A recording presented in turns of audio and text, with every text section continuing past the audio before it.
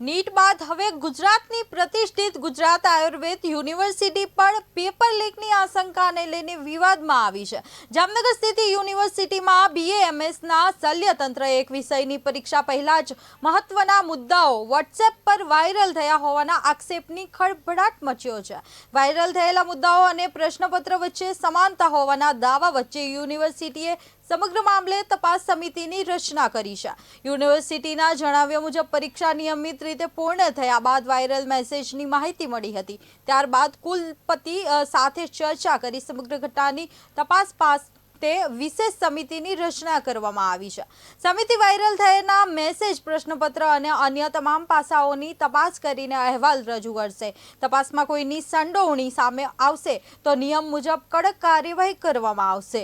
હાલ અન્ય તમામ પરીક્ષાઓ પૂર્વ નિયોજિત કાર્યક્રમ મુજબ યથાવત ચાલી રહી છે। એની અંદર પેપર તો સવારના ટાઈમમાં આવ્યો।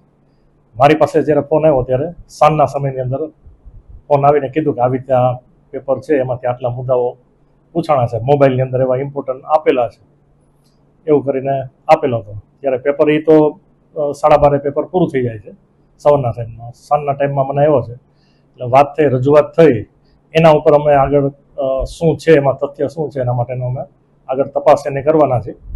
એટલે આગળ તપાસ એને આવડી આ થશે। એટલે એક પેપર 20 તારીખ પર હતું, એમાં એવું પ્રશ્ન ઇમ્પોર્ટન્સ આવા આપી દીધા છે પ્રશ્ન, એવું જાણ કરવામાં આવી।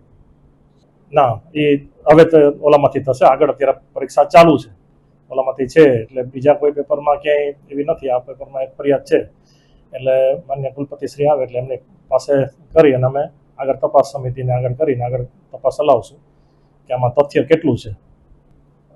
બધી અમે તો અમારા રેગ્યુલેશનમાં છે કે અલગ અલગ પ્રકારની આવું થયું હોય તો શું છે, રેગ્યુલેશનમાં આપેલી જ છે કે શું કરી શકાય, કોઈ પણ હોય એના ઉપર પગલાં લઈ શકાય, જે કક્ષાના ઓલામાંથી થયું હોય, એટલે રેગ્યુલેશનમાં આપેલા જ છે, સ્પષ્ટ આપેલા છે, એ પ્રમાણે કાર્યવાહી કરશું।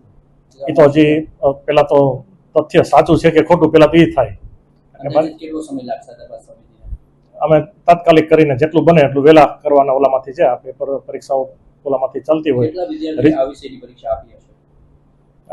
અમારે 20 થી 25 કોલેજો આખી બધી ઓલામાંથી છે। એ બધી કોલેજોની અંદર અમારી એફિલિએટેડ કોલેજો છે, એમાં બધામાં